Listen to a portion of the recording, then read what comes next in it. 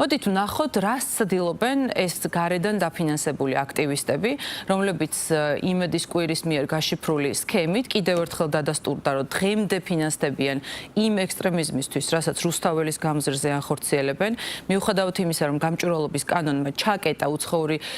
უცხოური დაფინანსების გაუმჭვირვალედ შემოსვლა, მათ იპოვეს გამოსავალი და ეს იყო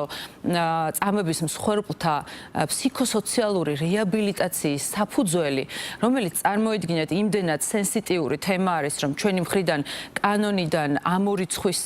საფუძველი გახდა და ის გამჭვირვალობის თუ ფარას კანონმა არ დაფარა ეს მიმართულება, რადგან რა თქმა უნდა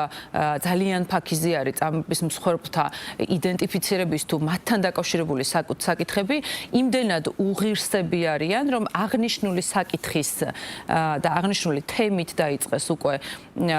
საკუთარ თავის სასარგებლოდ მუშაობა. ევროკავშირის და სხვადასხვა ფონდებიდან აღნიშნულ თემაზე ირიცხება 3 მილიონ ლარამდე და კიდევ უფრო მეტი თანხები, რომელიც შემდგომ იშლება სხვადასხვა არასამთავრობო ორგანიზაციებში,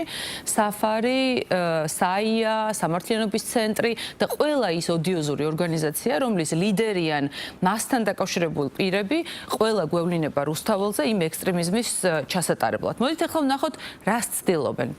მიუხედავად იმისა, რომ რაოდენობრივად ძალიან მცირე არიან, ისინი ცდილობენ, რომ ქაოსი შექმნათ. როგორც მზია ამაღლობელის შემთხვევაში, მან შეაფურთხა პოლიციელს იმის სადემონსტრაციოდ, რომ ეს ყველაფერი გადასულიყო ქაოსში და ექსტრემიზმში.